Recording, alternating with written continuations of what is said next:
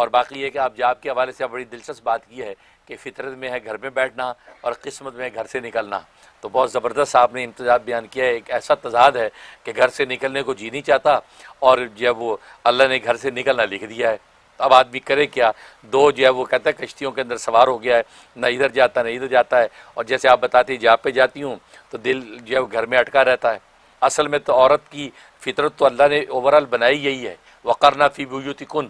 قرآن میں اللہ نے کہا کہ گھروں کے اندر قرار پکڑو، گھروں میں ٹھہری رہو، تو ظاہر ہے کہ فطرت بنائی ایسی ہے تبھی تو یہ حکم دیا ہے۔ اگر فطرت الگ ہوتی اور حکم الگ ہوتا تو یہ تو تکلیف مالا یطاق ہے، ایسی تکلیف اللہ ڈالتا ہے کہ جو تکلیف جو اس کا کوئی حل نہیں ہے، تو ایسا اللہ کرتا نہیں ہے۔ لہذا فطرت عورت کی یہی ہے کہ گھر کے اندر ٹک کے جو ہے وہ بیٹھے۔ وہ الگ بات ہے کہ ضروریات انسان کو کھینچتی ہیں تو انسان طبیعت کے اوپر عقل کو غالب کر لیتا ہے، لہذا عقلیت کے مطابق چلتا ہے، طبیعت کے مطابق نہیں چل پاتا۔ جو عورتیں گھروں سے باہر جابیں کرتی ہیں، سینکڑوں عورتیں ہوں گی جن کا جی چاہتا ہو گھر میں بیٹھی رہیں، میاں کما کے لائے، اور یہی فطرت اللہ نے انسان کی بنائی ہے۔ لیکن ضروریات جو ہوتی ہیں وہ ظاہر ہے کہ انسان کی طبیعت جو ہے وہ اس کی عقلیت سے مغلوب ہو جاتی ہے، اور عقل یہ کہتی باہر نکلیں گے کہ کسب معاش ہوگا، پیسے بنائیں گی، بل پے کریں گے، میاں بیوی مل کے کمائیں گے تو امریکہ یورپ میں گزارا ہوگا۔ تو یہ عقلیت کو طبیعت پہ غالب کر کے لوگ جابے کرتے ہیں، ورنہ باقی ہر عورت کی فطرت تو اللہ نے یہ بنائی ہے کہ گھر میں قرار پکڑے اور گھر میں بیٹھیں، اور شوہر جو کما کے لائے، یا ماں باپ ہیں تو ماں باپ جو اپنی اولاد کا نانفقہ پورا کریں۔ اب رہا کہ اب آپ کیا کریں، اس کے لیے بہترین حل وہی ہے جو میرے دادا پیر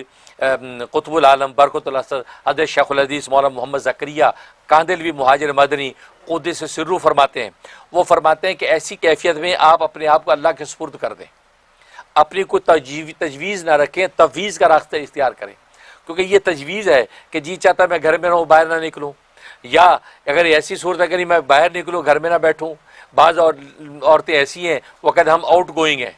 یعنی آج کی زبان میں کہتے ہیں ہم تو بڑی آؤٹ گوئنگ ہے، گھر میں تو ٹک ہی نہیں سکتی، ہمیں تو باہر جانا ضروری ہے، تو وہ آؤٹ گوئنگ ہوتی ہیں۔ تو گویا کہ تو فرمایا کہ اب آپ اپنے آپ کو اللہ کے سپرد کر دیں کہ اللہ میں تجویز میری کوئی نہیں ہے، نہ گھر میں بیٹھنا میری تجویز ہے، نہ گھر سے نکلنا میری تجویز ہے، میں تفویض کی کیفیت سے سپرد کرتی ہوں، اپنے آپ کو تیرے سپرد کرتی ہوں۔ ظاہر ہے کہ دو وقت کی روٹی کی میں محتاج ہوں، رزق کے تیرے خزانے ان کے میں محتاج ہوں، ربی انی لما انزلت الی من خیر فقیر، جو تو رزق مجھ پہ اتارے گا یا اللہ میں اس کی محتاج ہوں، تو یہ ہوں۔ اور تفویض، اب آپ میرے لیے کیا فیصلہ کرتے، لیکن رزق چاہیے مجھے، کشادہ رزق چاہیے، باعزت رزق چاہیے، گھر میں بٹھا کے دے یا گھر سے نکال کے دے، لیکن مجھے باعزت رزق چاہیے، میری اپنی کوئی تجویز نہیں ہے، میں تفویض کی کیفیت اختیار کر کے تیرے سپرد کرتی ہوں معاملے کو۔ آپ یہ دعائیں کرنا شروع کر دیں۔ اب اللہ تبارک و تعالیٰ جو ہے اپنی رحمت اور رافت سے آپ کی طبیعت کو دیکھ کے، آپ کی کیفیات اور اندر کی جو چاہت اس کو دیکھ کے فیصلہ کر دے گا۔ ہو سکتا ہے گھر میں بیٹھے رزق کا فیصلہ ہو جائے،